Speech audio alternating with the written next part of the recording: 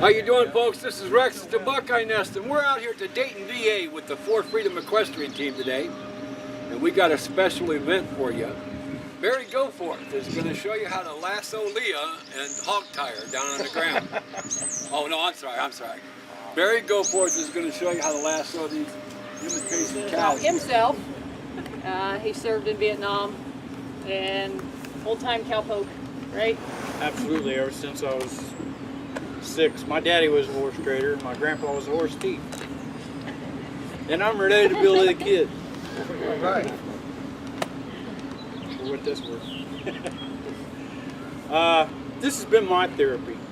And that's why I'm here today, because if you've been in any combat situation, you've been in the Army, you know, whether it's just taking orders or whatever, you're going to have PTSD from just being in the Army.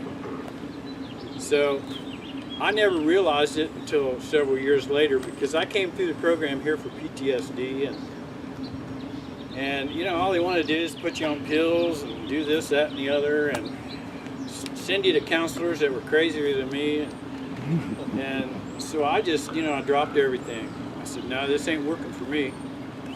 And I started training horses when I was little. My dad threw me up on things when I was 9 and 10 years old that nobody else could ride. And they'd run so fast, you know, and he'd tell me, he says, if they get to run, he said, just jump off.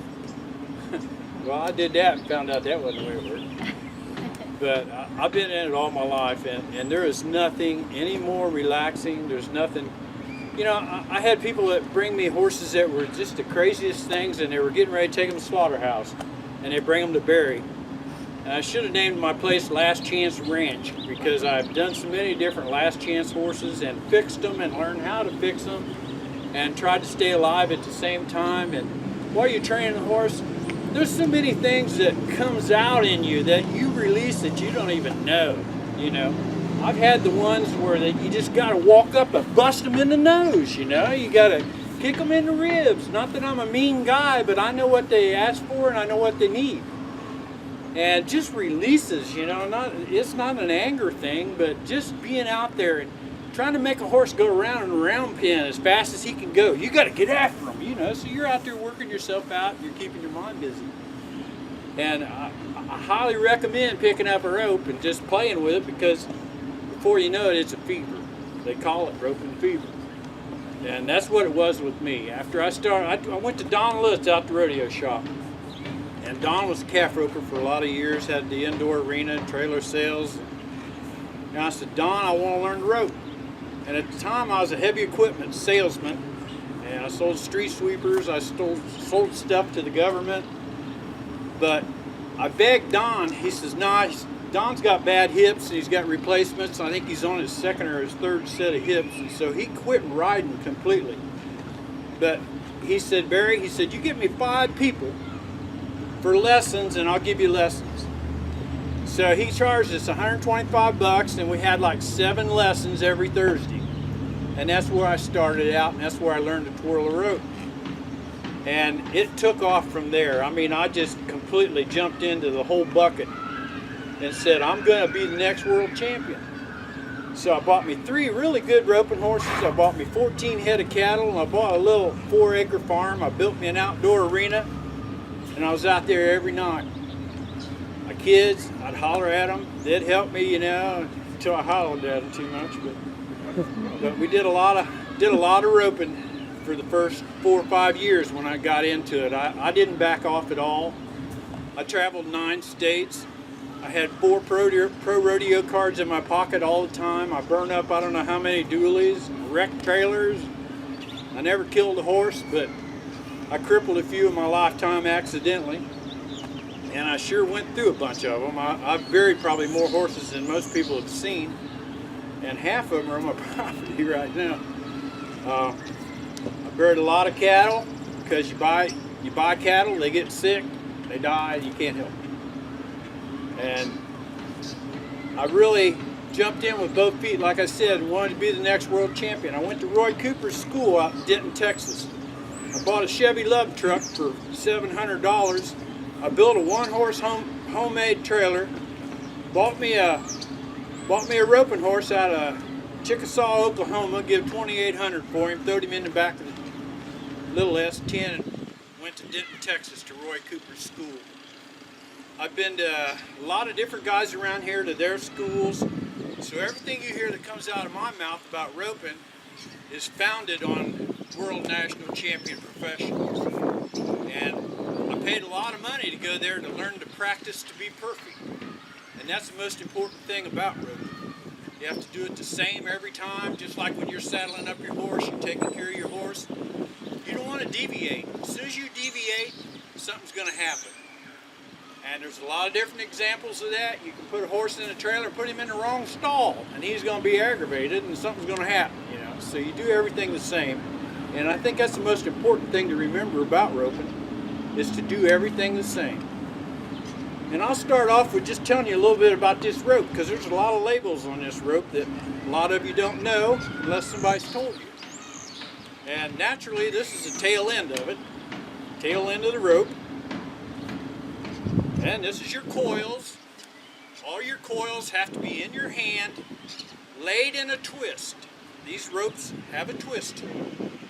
There's a right-handed twist, there's a left-handed twist. If you're a left-handed roper, you won't want none of my right-handed ropes because they don't twist right. And this part right here is called the hondo. Where the leather burner is, it's called the hondo. Whenever you shake out a loop and you're gonna rope,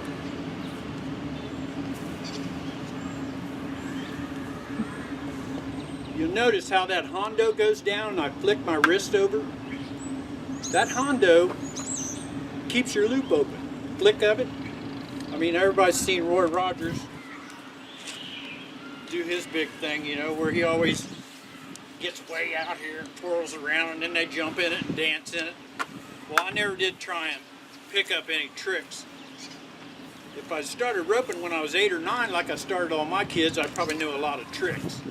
Because there's the backwards butterfly, and you can rope standing backwards behind you and different things. But I never went through all that. I just wanted to calf rope. And also I wanted to point out, this is team roping. Takes a different kind of rope. This is a real flimsy rope. This is for calf roping. This is what I use. And it's 5/8.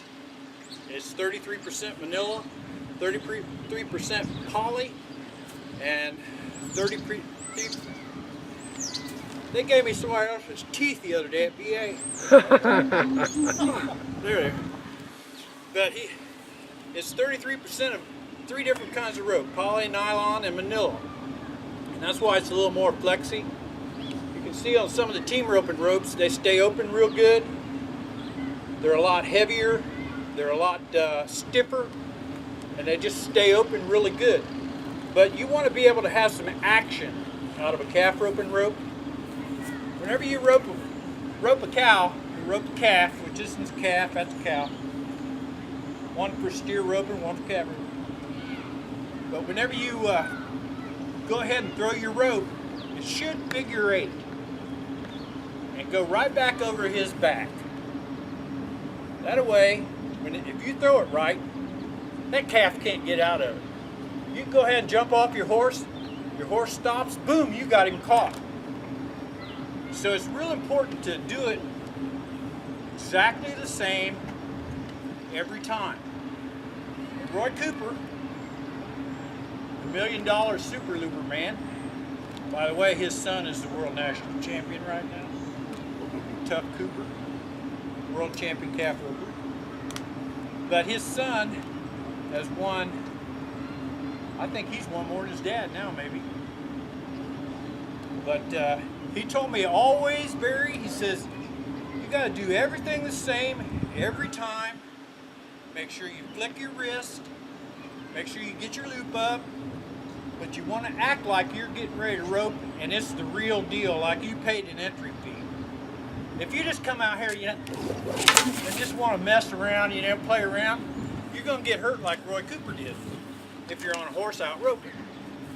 So you want to be aware of doing everything exactly like it's supposed to be done. Now he did a thing back years ago. He used to hold on to a coil like this, and he roped the calf, he would hold on to that coil and let it jerk him off the horse, and then run down and tie it. Well, he was out there messing around, wasn't paying attention to what he's doing like he should have. He got his hand in that coil, crushed his hand. He was on top of the world at that time. So I listened to everything he told me. I mean, I give him about $650 for 3 days of school. And I'm counting driving all the way to Denton, Texas. Let me see if I can put some action in this and get it to figure 8 and go right over his back. The distance of the hondo goes to your elbow should be about that length. That'll be the right spot to flick and open up the rope. So if you do everything right, it should go. If you get it too short, you know, you're just doing this then. You ain't got nothing to open your loop up. See how much closer it is? You can't hardly open it up. But if you go ahead and give yourself a good little spoke. I got a buddy in Indiana. There's where he puts his spoke. And I don't know anybody else that can throw one with that spoke way down there. But I was taught by the world champions to have your spoke down to your elbow, and it should be about perfect.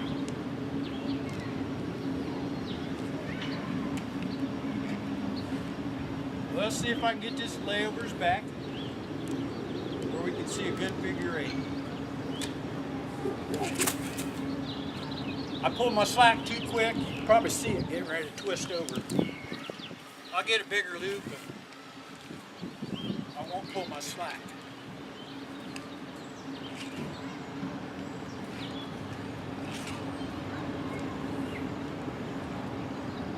You see how the twist has to be in your rope? You got it twisted around that way.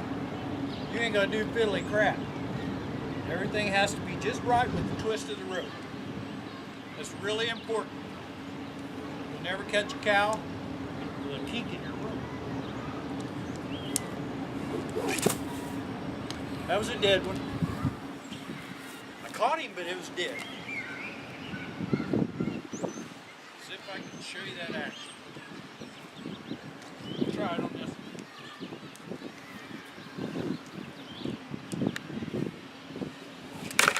See there? How it should go back up over and over.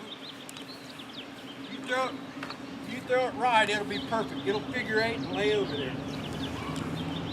It's a sure catch. They can't run through it.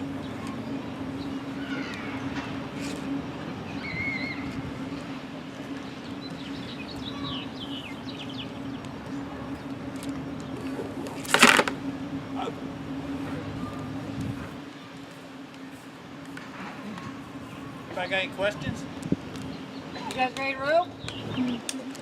We'll let you try it on the ground, and if you want to, you gotta put a helmet on, but you can sit on a horse. We'll get Barry on a horse here in just a minute after we do this. You wanna pull some ropes out, Barry? Right there. Pass them out. Thanks. He wanted to be med because he didn't get a shoulder injection or something. My dad. No. Yeah, he did everything. He said he didn't get his shoulder injection.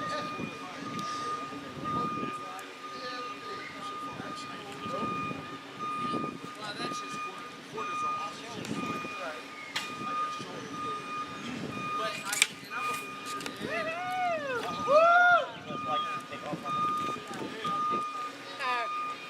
Next investment. Sure.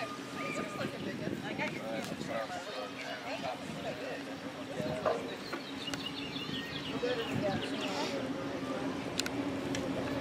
Actually,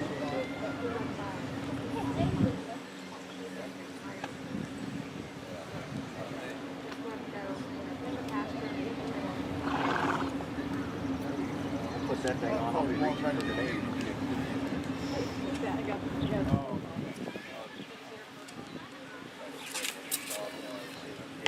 Oh! Smelled that smell again.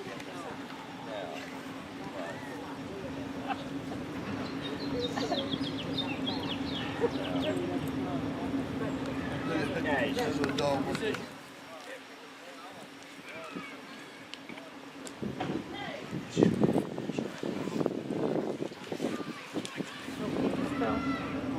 I need that too.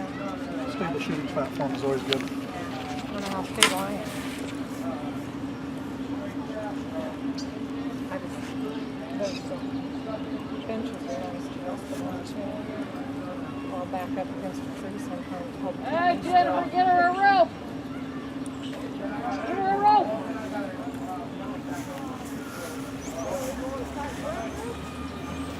Oh, I was out here earlier. How you doing, folks? This is Rex at the Buckeyenest, and we're doing another impromptu movie here. I got Jeremy helping me here, but my best buddy Tank is here. We've been doing some roping today. Now, if I don't fall off a tank here, I'm going to try doing this rope. But actually, we're going to back up here a little bit. Jeremy's going to lead me around here to the cast back here behind me. Holy smokes, now they got me. Who got me? Barry? Lead me around here to the back of this calf. I got a special rope for this calf. Whoa, hold on here, Tank. No, you hold on, buddy.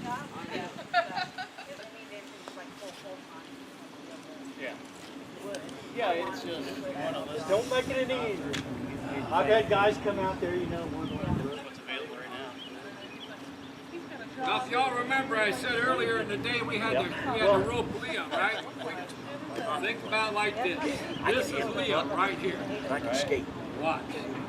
To be able to skate and handle a puck at the same time. Well, I don't know how much room you have. I've been watching these guys do this all day. The price isn't bad, but this is, That top button on the top, that slider, that's new. there's a lot of worse things. We can get 4,600 seats. Now, what happened to they may not have told you guys, but what happened to the Drop that rope on the ground there.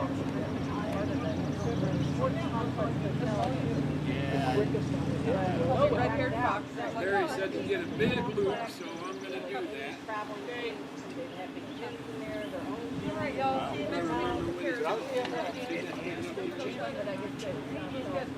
Somebody will go. Now it's got a twist in it. No, Greg gets back and I load the buckle and then that fire. There you go. Now, we got to get this thing.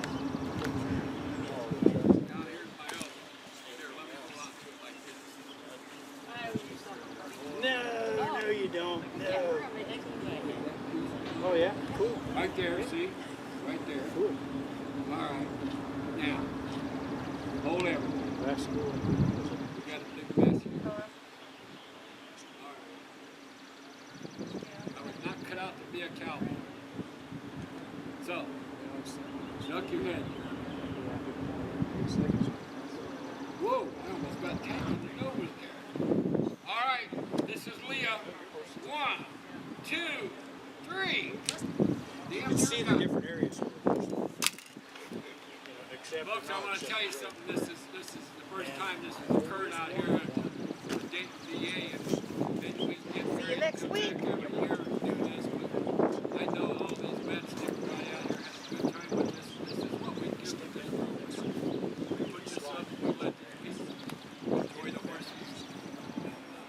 Learn. It's one of the things that I Until next actually week. accomplished with all of my roping horses. Until next week, I'll see you all invited.